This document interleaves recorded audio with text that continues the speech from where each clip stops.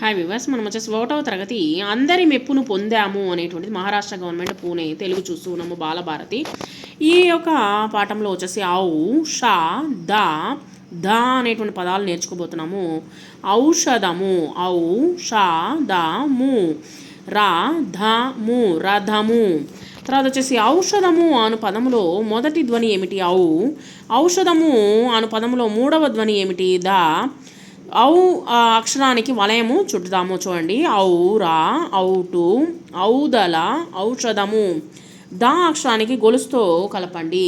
ఇక్కడ చూడండి, ధనము, ధరణి, ధర, ధనుసు, ధగ, ధగధగ. తర్వాత ఔషధము అను పదములో రెండవ ధ్వని ఏమిటి? ష అనేటువంటి పదము. ష అక్షరాన్ని గొలుసుతో కలుపుదాము.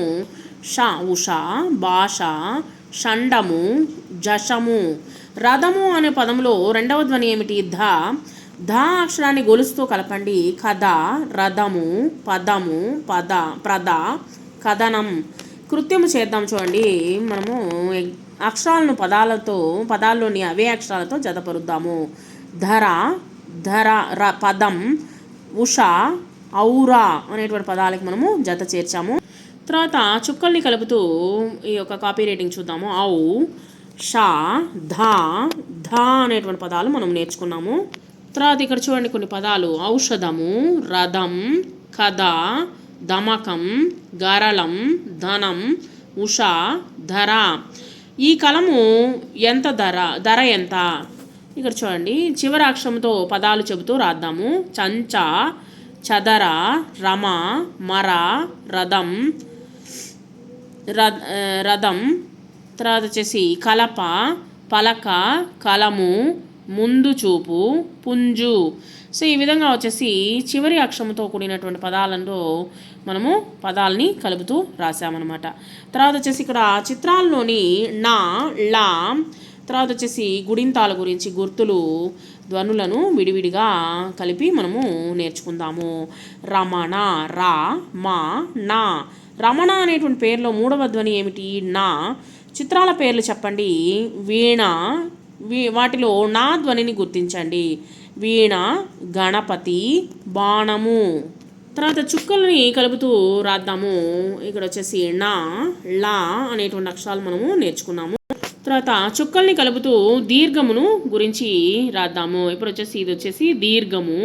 తర్వాత ఇక్కడ పదాలు చూడండి: ఖా, గా, దా, సా, రా, పా, బా, షా, టా, తా, లా, మా, యా, బా. తర్వాత దీర్ఘంలో తాళము, తాళము అనేటువంటి తా, లా, ము. తాళము అనేటువంటి పదంలో రెండవ ధ్వని ఏమిటి? లా.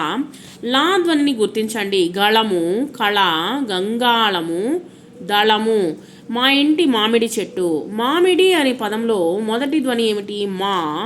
తర్వాత వచ్చేసి తలకొట్టు. తర్వాత వచ్చేసి దీర్ఘము ధ్వనిని గుర్తించాదాము.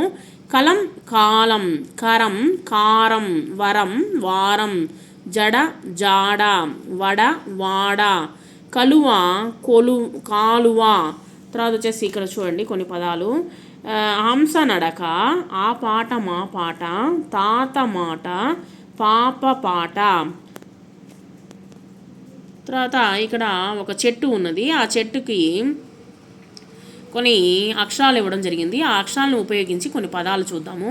తార, పాట, జాడ, మాట, చార, జాడ.